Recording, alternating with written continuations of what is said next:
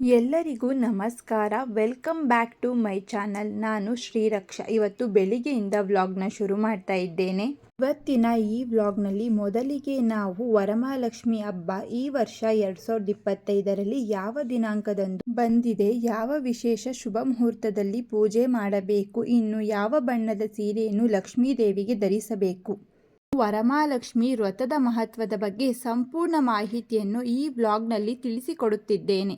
ಹಾಗಾದರೆ ಬನ್ನಿ ಇವತ್ತಿನ ವ್ಲಾಗ್ನ ಶುರು ಮಾಡೋಣ. ಈ ಸಾರಿ ವರಮಹಾಲಕ್ಷ್ಮಿ ಹಬ್ಬವು ಬಹಳಷ್ಟು ಒಳ್ಳೆಯ ಯೋಗಗಳನ್ನು ತಂದಿದೆ. ಈ ವರ್ಷ ಬಹಳಷ್ಟು ಸಂಪತ್ತು ಪ್ರಾಪ್ತಿಯಾಗುವಂತಹ ವರಮಹಾಲಕ್ಷ್ಮಿ ವ್ರತ ಮಾಡುತ್ತಿದ್ದೇವೆ. ಈ ಬಾರಿ ಬಹಳಷ್ಟು ಶುಭಯೋಗಗಳನ್ನು ವರಮಹಾಲಕ್ಷ್ಮಿ ತಾಯಿ ತರುತ್ತಿದ್ದಾರೆ. ಆದ್ದರಿಂದ ಈ ವರಮಹಾಲಕ್ಷ್ಮಿ ಹಬ್ಬವನ್ನು ಯಾವ ದಿನ ಆಚರಣೆ ಮಾಡಬೇಕು, ಯಾವ ಸಮಯದಲ್ಲಿ ಪೂಜೆ ಮಾಡಬೇಕು ಹಾಗೂ ಯಾವ ಲಗ್ನ ಅತ್ಯಂತ ಸೂಕ್ತವಾದದ್ದು, ಯಾವ ಬಣ್ಣದ ಸೀರೆಯನ್ನು ವರಮಹಾಲಕ್ಷ್ಮಿ ದೇವಿಗೆ ಧರಿಸಬೇಕು ಎಂಬುದರ ಬಗ್ಗೆ ವರಮಹಾಲಕ್ಷ್ಮಿ ಹಬ್ಬದ ಬಗ್ಗೆ ಪೂರ್ಣವಾಗಿ ತಿಳಿಸುತ್ತಿದ್ದೇನೆ. ನಾವು ಮಾಡುವ ಪೂಜೆಯಿಂದ ನಮಗೆ ಫಲ ದೊರೆಯಬೇಕಾದರೆ ನಾವು ಸರಿಯಾದ ರೀತಿಯಲ್ಲಿ ಪೂಜೆ ಮಾಡಬೇಕು. ಹಾಗೆಯೇ ಸರಿಯಾದ ಒಳ್ಳೆಯ ಸಮಯ ಮುಹೂರ್ತಗಳಲ್ಲಿ ಲಕ್ಷ್ಮೀ ದೇವಿಯನ್ನು ಪೂಜೆ ಮಾಡಬೇಕು. ಆಗ ಮಾತ್ರ ಒಳ್ಳೆಯ ಫಲ ದೊರೆಯುತ್ತದೆ. ವರಗಳನ್ನು ಕೊಡುವ ವರಮಹಾಲಕ್ಷ್ಮಿ ಹಬ್ಬಕ್ಕೆ ವರಮಹಾಲಕ್ಷ್ಮಿ ವ್ರತ ಎಂದು ಕರೆಯುತ್ತೇವೆ. ವರಲಕ್ಷ್ಮಿ ಪೂಜೆ ಎಂದು ಕರೆಯುವ ಈ ಹಬ್ಬಕ್ಕೆ ಲಕ್ಷ್ಮೀ ದೇವಿಯ ಗೌರವಾರ್ಥವಾಗಿ ಆಚರಿಸಲಾಗುವ ಪ್ರಮುಖ ಹಿಂದೂ ಹಬ್ಬವಾಗಿದೆ. ವರಲಕ್ಷ್ಮಿ ವ್ರತ ಅಥವಾ ಲಕ್ಷ್ಮೀ ದೇವಿಯ ಅಭಿವ್ಯಕ್ತಿಯಾದ ವರಲಕ್ಷ್ಮಿಯಿಂದ ಆಶೀರ್ವಾದವನ್ನು ಪಡೆಯಲು ಈ ವ್ರತವನ್ನು ಆಚರಣೆ ಮಾಡುತ್ತೇವೆ. ಈ ಹಬ್ಬದಲ್ಲಿ ಲಕ್ಷ್ಮೀ ದೇವಿಯನ್ನು ಪೂಜಿಸಲಾಗುತ್ತದೆ. ವರಲಕ್ಷ್ಮಿಯು ವರಗಳನ್ನು ನೀಡುವ ಮಹಾಲಕ್ಷ್ಮೀ ದೇವಿಯನ್ನು ಪೂಜಿಸುವುದರಿಂದ ಮನೆಯಲ್ಲಿ ಸುಖ, ಶಾಂತಿ, ನೆಮ್ಮದಿ ನೆಲೆಸುತ್ತದೆ. ಆದ್ದರಿಂದ ಈ ವರ್ಷ ಎಲ್ಲರೂ ವರಮಹಾಲಕ್ಷ್ಮಿ ಪೂಜೆ ವ್ರತವನ್ನು ಮಾಡುವುದರಿಂದ ನಮ್ಮಲ್ಲಿ ಎಂತಹ ದಾರಿದ್ರ್ಯತೆ ಇದ್ದರೂ ಕೂಡ ನಾವು ಶುಭ ಮುಹೂರ್ತದಲ್ಲಿ ವರಮಹಾಲಕ್ಷ್ಮಿ ವ್ರತ ಅಥವಾ ಪೂಜೆಯನ್ನು ಮಾಡುವುದರಿಂದ ನಮಗೆ ವರ್ಷ ಪೂರ್ತಿ ಒಳ್ಳೆಯ ಸಂಪತ್ತು ಪ್ರಾಪ್ತಿಯಾಗುತ್ತದೆ. ಹಾಗೆಯೇ ವರಮಹಾಲಕ್ಷ್ಮಿ ಪೂಜೆ ಮಾಡುವುದರಿಂದ ಈ ವರ್ಷ ವರಮಹಾಲಕ್ಷ್ಮಿ ತಾಯಿ ನಮ್ಮ ಕೈಯನ್ನು ಹಿಡಿದು ನಮಗೆ ಅದೃಷ್ಟವನ್ನು ತಂದುಕೊಡುತ್ತಾರೆ. ಆದ್ದರಿಂದ ಪ್ರತಿಯೊಬ್ಬರೂ ಸರಳವಾಗಿ ವರಮಹಾಲಕ್ಷ್ಮಿ ವ್ರತವನ್ನು ಪೂಜೆಯನ್ನು ಮಾಡುವುದು ತುಂಬ ಒಳ್ಳೆಯದು. ವರಮಹಾಲಕ್ಷ್ಮಿ ವ್ರತವನ್ನು ಶ್ರಾವಣ ಮಾಸದ 2ನೇ ಶುಕ್ರವಾರ ಅಥವಾ ಹುಣ್ಣಿಮೆ ಮೊದಲು ಆಚರಣೆ ಮಾಡುತ್ತೇವೆ. ವರಮಹಾಲಕ್ಷ್ಮಿ ಹಬ್ಬವನ್ನು ಹೆಚ್ಚಾಗಿ ವಿವಾಹಿತ ಮಹಿಳೆಯರು ತಮ್ಮ ಪತಿ ಮತ್ತು ಕುಟುಂಬದವರ ಒಳಿತಿಗಾಗಿ ವರಮಹಾಲಕ್ಷ್ಮಿ ಹಬ್ಬವನ್ನು ಆಚರಣೆ ಮಾಡುತ್ತೇವೆ. ಈ ವರ್ಷ 2025ರಲ್ಲಿ ವರಮಹಾಲಕ್ಷ್ಮಿ ಹಬ್ಬವು ಈ ಸಲ ಆಗಸ್ಟ್ 8ರಂದು ಶುಕ್ರವಾರ ಚತುರ್ದಶಿ ತಿಥಿಯಲ್ಲಿ ಉತ್ತರಾಷಾಢ ನಕ್ಷತ್ರ, ಪ್ರೀತಿ ಯೋಗ, ಆಯುಷ್ಮಾನ್ ಯೋಗ ಜೊತೆಗೆ ಸೌಭಾಗ್ಯ ಯೋಗದಲ್ಲಿ ಪ್ರಾಪ್ತವಾಗಿದೆ.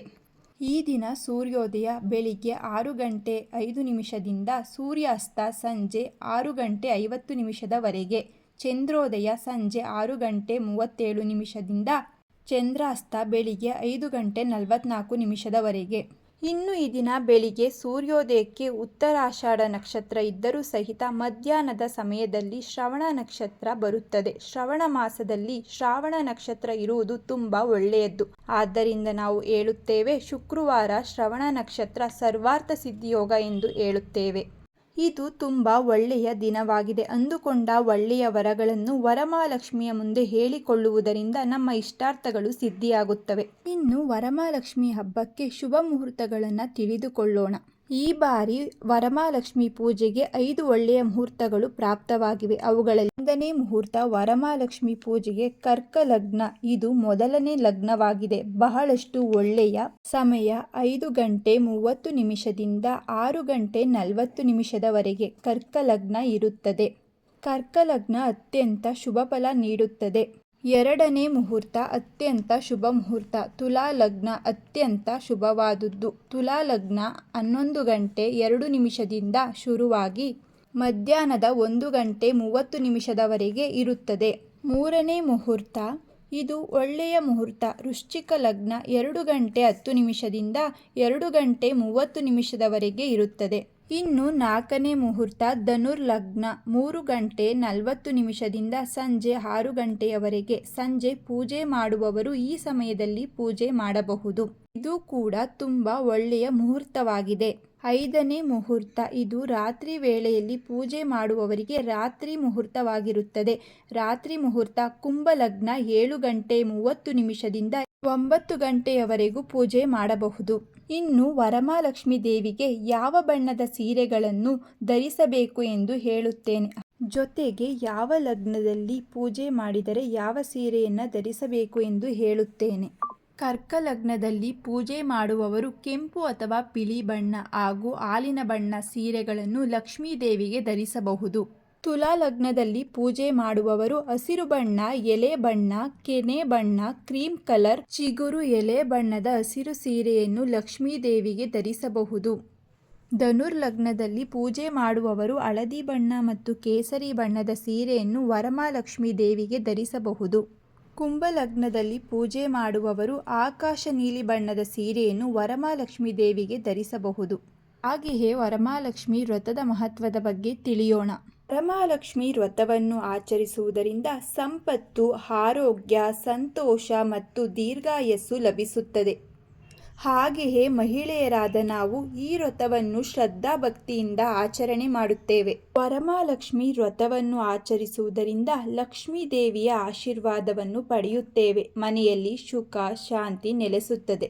ಇನ್ನು ಮುಂದೆ ಬರುವ ವ್ಲಾಗ್ನಲ್ಲಿ ವರಮಹಾಲಕ್ಷ್ಮಿ ಹಬ್ಬಕ್ಕೆ ಯಾವ ರೀತಿ ತಯಾರಿ ಮಾಡಬೇಕು, ವರಮಹಾಲಕ್ಷ್ಮಿ ಹಬ್ಬಕ್ಕೆ ಬೇಕಾದ ಪೂಜಾ ಸಾಮಗ್ರಿಗಳ್ಯಾವುವು ಹಾಗೂ ಯಾವ ರೀತಿ ಪೂಜೆ ಮಾಡಬೇಕು ಹಾಗೂ ವರಮಹಾಲಕ್ಷ್ಮಿ ವ್ರತದ ಹಿಂದಿರುವ ದಂತಕಥೆ ಬಗ್ಗೆ ಸಂಪೂರ್ಣ ಮಾಹಿತಿಯನ್ನು ಮುಂದೆ ಬರುವ ವ್ಲಾಗ್ನಲ್ಲಿ ನಾನು ತಿಳಿಸಿಕೊಡುತ್ತೇನೆ. ಇವತ್ತಿನ ಈ ವ್ಲಾಗ್ನಲ್ಲಿ ವರಮಹಾಲಕ್ಷ್ಮಿ ಹಬ್ಬ ಯಾವಾಗ, ಯಾವ ದಿನ, ಯಾವ ವಿಶೇಷ ಶುಭ ಮುಹೂರ್ತಗಳಲ್ಲಿ ಪೂಜೆ ಮಾಡಬೇಕು, ಇನ್ನು ಯಾವ ಬಣ್ಣದ ಸೀರೆಯನ್ನು ಲಕ್ಷ್ಮೀ ದೇವಿಗೆ ಧರಿಸಬೇಕು ಎಂಬುದರ ಬಗ್ಗೆ ಸಂಪೂರ್ಣ ಮಾಹಿತಿಯನ್ನು ತಿಳಿಸಿದ್ದೇನೆ. ಈ ವಿಡಿಯೋ ನಿಮಗೆ ಉಪಯೋಗವಾಗಿದೆ ಎಂದು ಭಾವಿಸುತ್ತೇನೆ. ಈ ಮಾಹಿತಿ ನಿಮಗೆ ಉಪಯೋಗವಾಗಿದ್ದರೆ ಮತ್ತಷ್ಟು ವಿಡಿಯೋಗೆ ನಮ್ಮ ಚಾನಲ್ ಅನ್ನು ಸಬ್ಸ್ಕ್ರೈಬ್ ಮಾಡಿಕೊಳ್ಳಿ. ಮತ್ತೆ ಸಿಗೋಣ ಮತ್ತೊಂದು ವಿಡಿಯೋದಲ್ಲಿ. Thank you for watching.